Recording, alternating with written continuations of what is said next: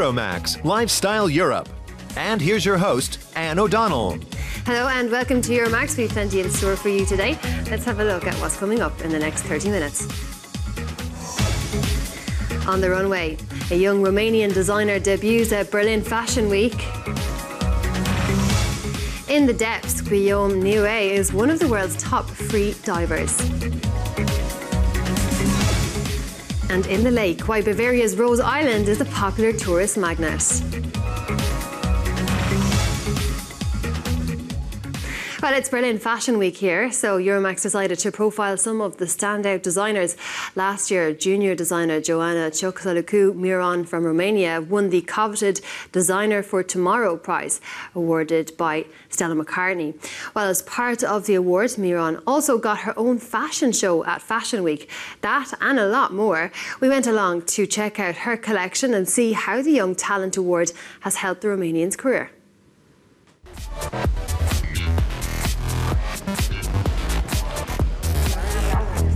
Romanian designer Joanna Ciocălău at a fitting for her debut fashion show in Berlin. Ciocălău calls her collection Hunters, and its 25 designs reflect the interaction between hunter and prey. The cornerstone of this collection was laid a year ago when Ciocălău won the Designer for Tomorrow prize at Berlin Fashion Week. Actually, it's 1 year and 5 days. Yes, yeah, I remember, of course, it was my first big fitting and it was hectic because we kept switching models. And I mean, it's the same now, but it's more relaxed because I already have the experience, so I'm more relaxed. 1 year ago, Ciocălău was one of 5 finalists for the Designer for Tomorrow Award, chosen from a pool of 350 applicants. British fashion designer Stella McCartney was the competition's patron. And in the end, McCartney and the panel of fashion experts chose Ciocălău and her Paradox collection as the winner.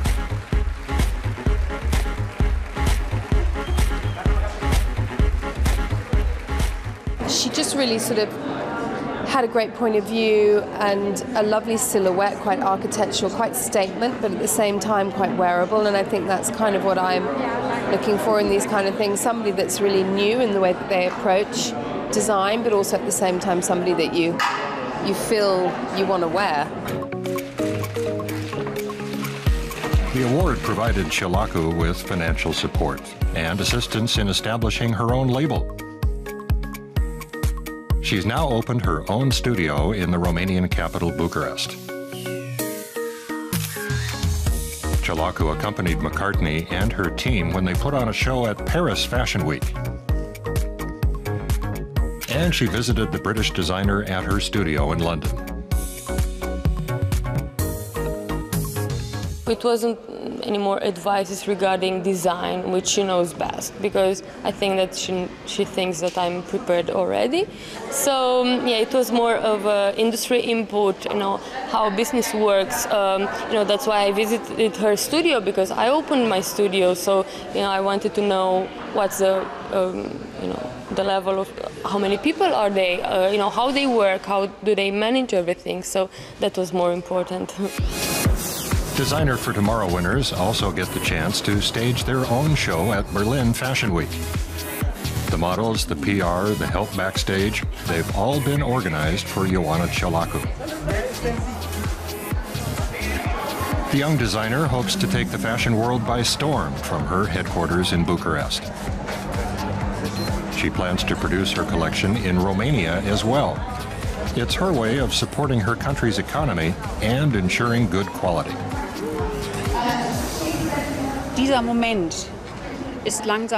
This moment in time is slow compared to what's coming next, meaning that things are getting quicker and more global. More markets are opening up. So I think this point of view is the right one. These days, designers can stay where they are and still communicate with the whole world. Maybe at some stage we'll no longer need venues like Fashion Week, but find completely different platforms. So people should start off where they feel most comfortable. European clothing store chain Peek and Kloppenburg Dusseldorf has been sponsoring the Designer for Tomorrow competition since 2009. The patron of this year's competition is the American designer Tommy Hilfiger. Chalaku's show kicks off the finale.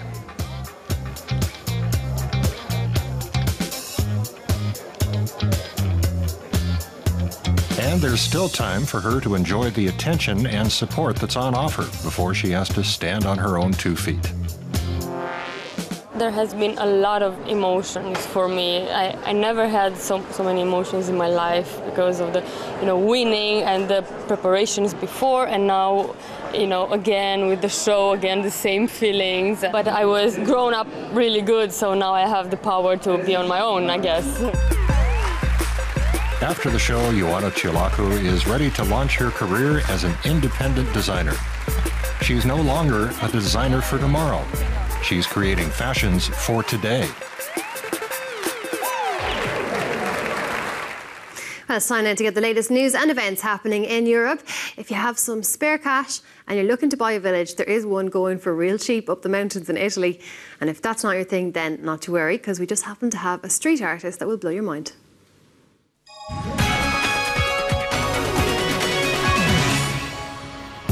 The first solo exhibition of works by street artist Fils has opened in the Portuguese capital, Lisbon. The artist, who also works under his real name Alexandre Fartot, carves his artwork into the walls of outdoor buildings, often using pneumatic drills and controlled explosions. His portraits, carved out of several layers of billboard posters, won him fame in his hometown of Lisbon. Fils now splits his time between London and Lisbon.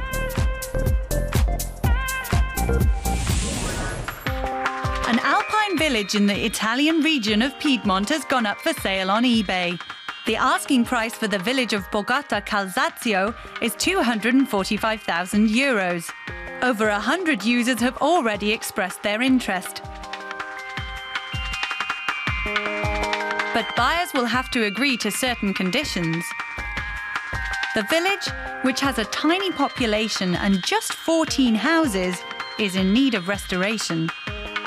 And any developments must stay true to the village's original character.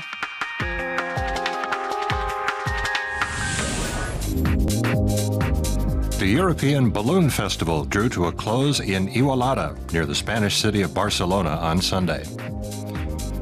Teams from all around Europe took part in competition flights, while some 25,000 visitors joined in the festivities. The Balloon Festival was first held in 1997 and has been an annual event ever since. It's one of the largest festivals of its kind in Europe. Well, extreme water sports like this next one will take your breath away, quite literally, when you see what Guillaume Neret gets up to, or rather down to. He is one of the best freedivers in the world and a former world record holder who hits depths of 117 metres without an oxygen tank. Neret is also one of the most creative underwater filmmakers. Almost 20 million people have watched his short YouTube video, so we caught up with him and his videographer to talk about their new movie.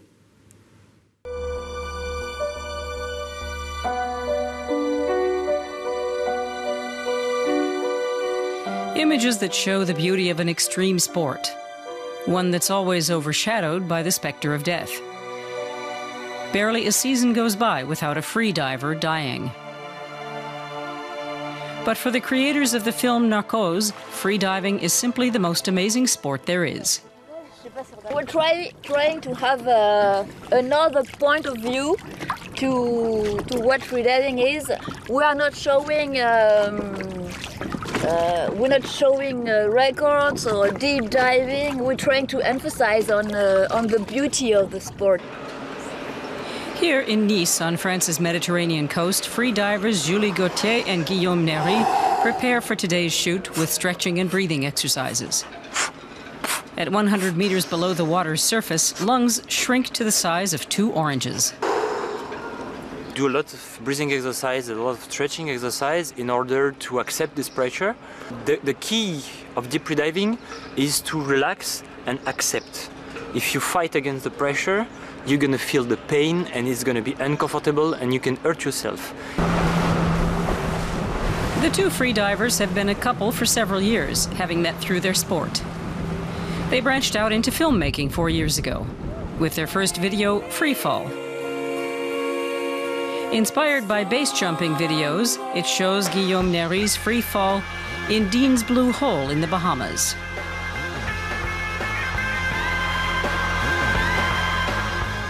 Guillaume was in the Bahamas for the competition, and we had this camera, and he said, oh yeah, we have a good camera, we should make a movie. He said, okay, you just take the camera. And we made Free Fall, that we have now 18 million views. It's just crazy. Their internet fans financed the couple's next project. Narcose was made more or less on their own doorstep, here in the Bay of Villefranche-sur-Mer and in the mountains near the Côte d'Azur. The short film deals with the hallucinations that freedivers can have on very deep dives. The classic rapture of the deep, caused by nitrogen narcosis. Once, Guillaume had a vision of marrying his girlfriend. Visions and the narcosis and the rapture of the depths are not always funny. Sometimes it's kind of scary, and when I'm a bit anxious before the dive, it can be a nightmare down there. Today they're doing test shots for new videos. Julie Gauthier has always been fascinated by the rapture of the deep, though she's never experienced it herself. It's especially strong during dives of 90 meters or more. During their shoots, great depths don't play a role. Here it's about their collaboration underwater, and how the lack of heavy diving equipment makes it special. You have a freedom of movement underwater. Julie, when she's filming me, she can follow me up and down. She can go at the same speed. She can turn around me. And freediving, the sports freediving is freedom. So filming on freediving is filming with freedom. After the test shots, the couple head back to their apartment on the outskirts of Nice, where their 2-year-old daughter Melu awaits them. This season, Guillaume is taking a break from competitions and world record attempts. One reason for that is the death last year of an American freediver.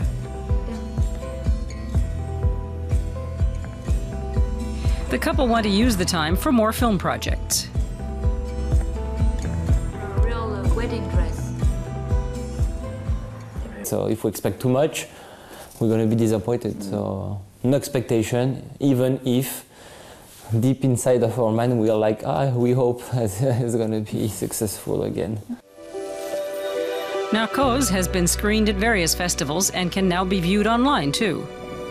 The couple are also uploading a video they shot in the underwater world of French Polynesia.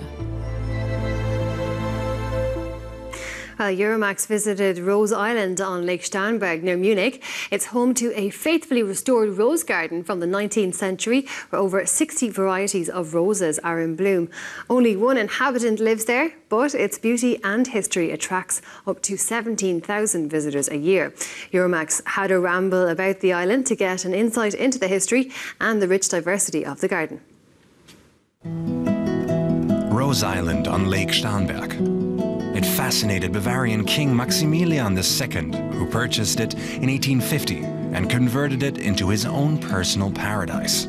He built a summer residence, as well as several landscape gardens. His son, Ludwig II, was also enchanted by the island.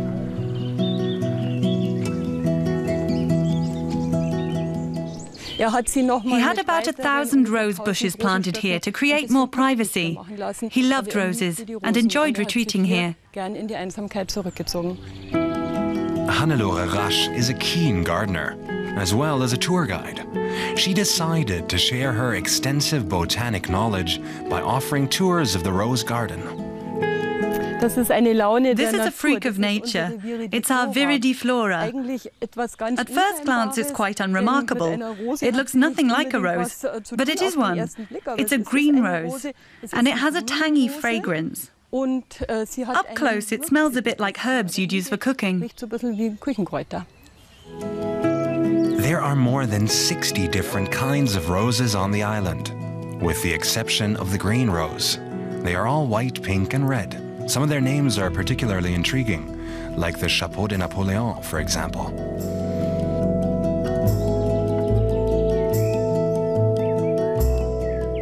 If we take a look at the leaves, at these sepals here, they clearly resemble Napoleon's tricorn hat. That's where the wonderful name comes from. The special thing about this rose is that it's a moss rose. If you rub it like this, it lets off a really spicy, resinous scent.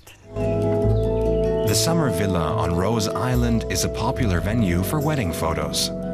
It's got a very special ambience and a remarkable history too. Ludwig II and Empress Elizabeth spent a lot of time here. The two were very similar in terms of their thinking and feelings. Ludwig and Elizabeth loved to retreat here, to enjoy nature and the beauty of the island, to take in the roses and to have some peace. Rose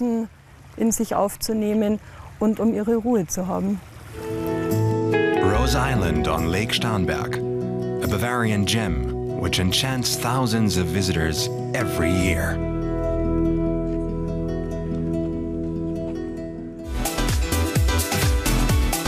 What part of Europe would you most like to see? Every week, our Euromaxx Extra Tour series takes you to a region or tourist attraction of your choice in Europe. Write in and tell us where you want to go and why. Don't forget your photo. Then we'll take an extra tour on your behalf and show your picture on our program. Write to us at DW Euromaxx, Voltastrasse 6, 13355, Berlin, Germany, or send a fax to 49 for Germany, 30 for Berlin, 46466505, or an email to euromaxx.english@dw.de.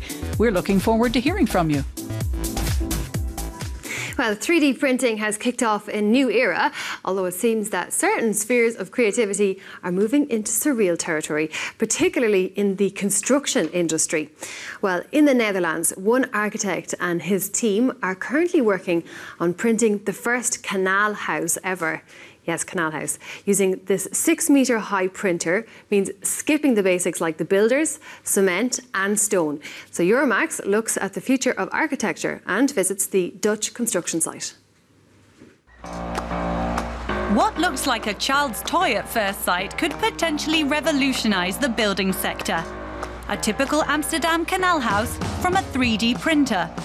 The individual components were made in a specially designed 3D printer. We're looking for ways to deal with the world more sustainably. Making concrete, which is used in the construction of most buildings, produces a lot of carbon dioxide. The material we're building with could reduce emissions by 60%. A granulate made of linseed oil and plastic is put into the top of the printer and slowly heated. Then, a 3mm thick plastic thread builds up the walls layer by layer. In all, 130 individual components have to be put together bit by bit to make the 3-story house. The idea behind it: in future the architects want to build houses from plastic bottles. If the buildings are no longer needed, the material could be shredded and recycled. In Amsterdam, the project is already attracting spectators.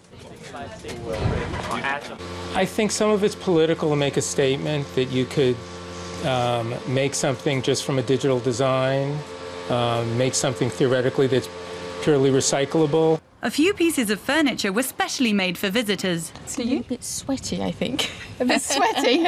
Oh yeah, of course, if it's plastic. With the house sweat. They're working on that as well. At present, it takes more than 40 hours for the printer to make a single building component. The canal house should be ready in 2.5 years. Well, markets are a great place to pick up a bargain and to sample the local produce, and they have become increasingly popular for tourists because they're seen as a reflection of a place's traditions and lifestyle. So this week we are going to explore some of Europe's best-known markets. And to start off, Euromaxx is heading to the northern city of Hamburg, renowned for its historical and its traditional fish market. An entertaining outing, but you have to get there early for the full experience.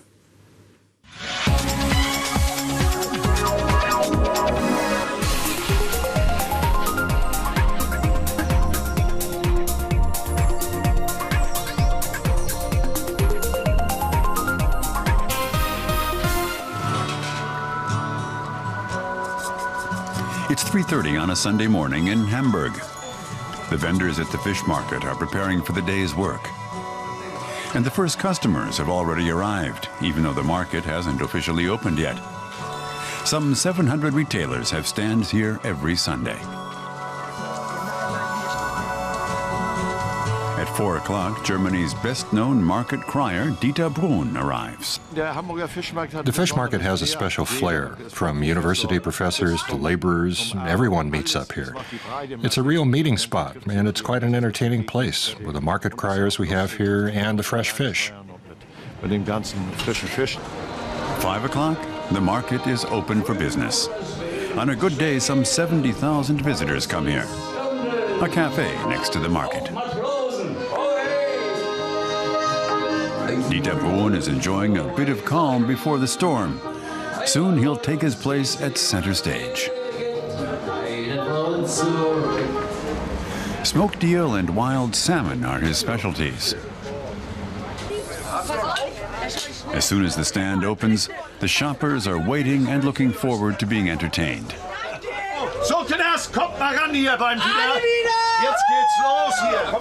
Dieter Brun is one of the most colorful characters at the market and an institution in his own right.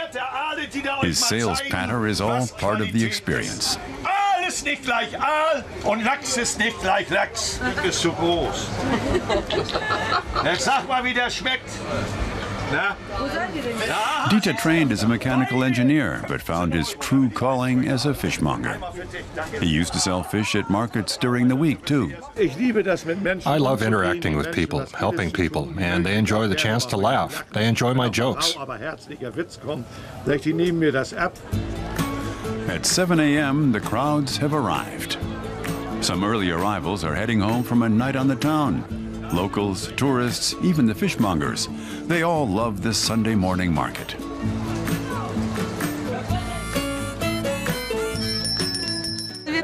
We thought we'd round things off with a visit to the fish market. We often come here when we've been out partying. We just go and grab a fish roll and some eel. It's a bit like a show. We've got relatives staying right now. This is my sister. This is a professor from Ukraine. We're here so they can see the show.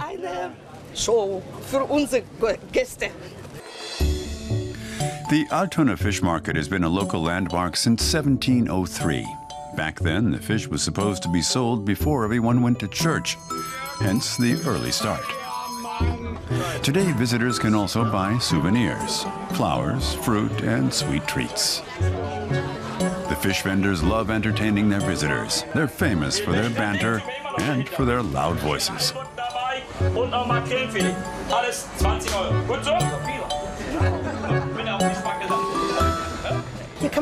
It's more relaxed here than the usual weekday markets. Everyone here is on first-name terms, in a good mood. It's a traditional market and it's good fun. We get all the night owls. We get tourists. We all joke around. It's a good laugh. At 8 o'clock, it's already pouring rain, as is often the case in Hamburg.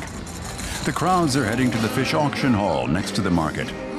On Sundays, it becomes a makeshift fun fair. There's even live music.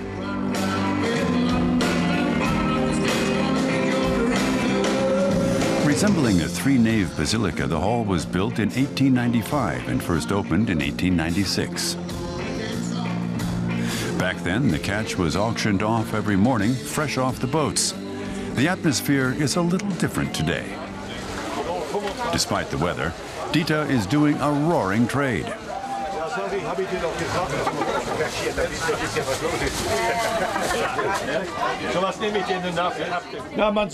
As you can see, the rain doesn't put anyone off. I've had loads of customers. It was fine. Never mind the rain. It's 10 in the morning and his working day is over. How much did he sell today? That's a secret. Dieter Brun is off home to his wife and a lunch of roast duck. But he'll be back next week, same time, same place, just as he has been for more than 50 years. That's all we have time for today. Thanks for watching, and if you missed any of our reports, then catch up online. See you soon. Bye-bye.